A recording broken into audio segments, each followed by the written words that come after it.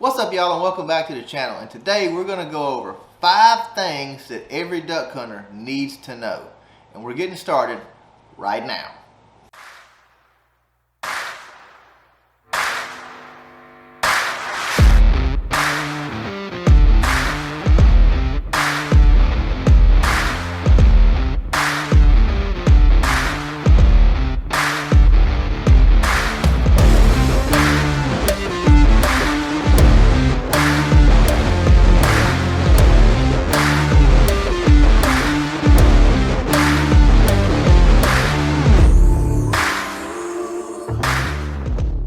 What's up, y'all, and welcome back to the channel.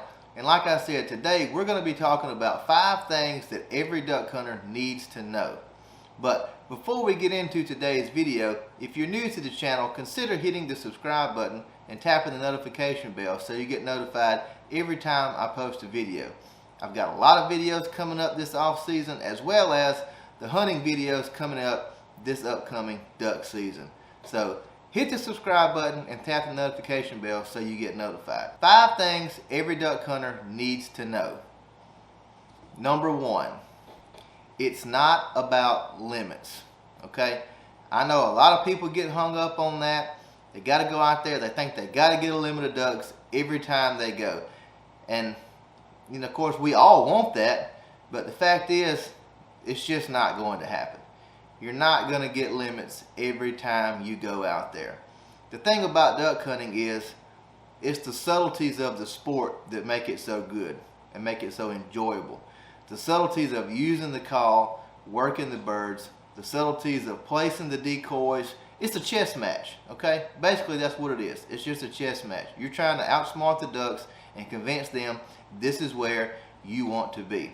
So keep that in mind. It's the subtleties of the sports. It's not about going out there and getting limits every time you go. Now, we all want to do that, and if you are somebody who gets limits every time you go out, well, hey, man, my hat's off to you.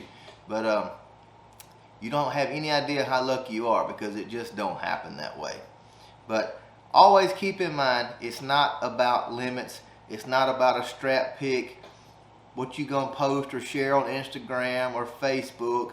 It's just not about that. It's about going out there, having a good time, using the call correctly, placing your decoys correctly, and outsmarting the birds. And if you only kill 3, you only kill 4, whatever it may be, you had a successful hunt. Even if you kill 1, you know, you're not always going to get limits. So go out there, do things right, outsmart the birds, and have a good time and enjoy the hunt. And don't focus so much on limits.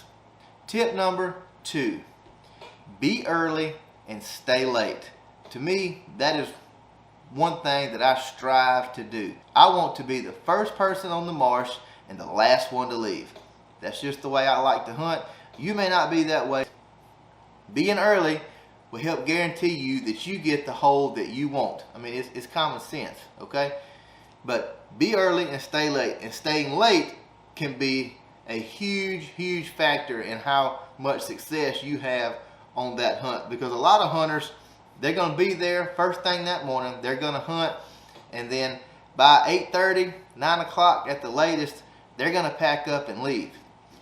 But if you will just ride the hole and stay late, I have killed more ducks between 10:30 and about 1 o'clock than I have early in the morning. There's something about that late morning flight. So just remember, be early, stay late. You'll have a lot better success, especially if you just ride the hole. Tip number 3, be considerate of other hunters. If you get out to a marsh one morning and there's somebody, you see headlights in the distance, somebody set up on your hole, it sucks, but we've all been there. Be considerate. Go over there and see if you can hunt with them. Ask if you can hunt with them. If they say no, or if they have a big party, if it's a big group of guys over there, a large party of hunters, maybe you don't want to be involved in that. Maybe you just want to, you know, do your own thing, stick to yourself. Be courteous of them. They beat you there. It's not their fault, it's yours. You were late. Should have got there sooner. Kind of goes back to tip number 2, be early and stay late. So just be considerate. Not only that, if you've got some hunters that are set up 200 or 300 yards away from you and they got birds working, okay, they're having a pretty good hunt, they got birds working, and you're getting ill and aggravated because they're having a good hunt and you're not, the birds want to be over there with them, don't start blaring on your duck call, doing a long drawn out hail call and all that kind of stuff, or shooting, just trying to flare the birds, just trying to mess them up. I see that so much on public land, and I'm not knocking young guys, but it typically tends to be younger people that are doing that, and that's not good hunting ethics. It's no way to be. It's not those hunters' faults that they're in the right spot. Or maybe it is. Maybe they put in more effort to scouting than you did. So be considerate of hunters, okay? We're all out there to have a good time and kill ducks. It's public land. They got just as much right to be there as you do. So just make sure this upcoming season, when you're on the marsh, be considerate of other hunters. Tip number 4. Your hunt can only be as good as the scout that you put into that hunt. Scouting is crucial. I mean, I cannot explain or stress to you how important scouting is. If you want to have a good hunt, you have got to get out there, put boots on the ground, eyes on the hole, do some scouting on Onyx maps, study your maps, everything. If you don't put in the effort, you're not going to have a good hunt. You can't just show up and like, oh, the birds are going to be here because this is a marsh and it's got smartweed on it. There's a good chance there's going to be some there, but you don't know what's happened in the last 3 to 4 or 5 days out there. You don't know how much hunting pressure has been there. You don't know if maybe the birds were there and they've moved. You don't put in the time to make good scouting efforts, you can't expect to have a good hunt. Just because you hunted somewhere in the past and you've had good hunts there before does not necessarily mean that you're going to go back there and have a good hunt every time you go. Just because you burn them in your favorite duck hole on the last hunt don't mean that they're still going to be there for your next hunt. Always keep scouting, always keep moving with the birds. The 5th and final tip number 5, is be mobile. Don't be scared to pick your decoys up and move 200 yards if you need to. Watch the birds. The birds will tell you exactly what's going on. If they're not coming in, they're not working your spread, and they keep lighting and pitching down 200-300 yards to your left or right or out in front of you, whatever it may be, there's a reason those birds want to be there. It could simply be that they've been shot at and called at so much and they see your mojos or something out there and they're like, nah, ain't going over there. We know what that is. We're going to get shot at if we go over there. That could be your problem.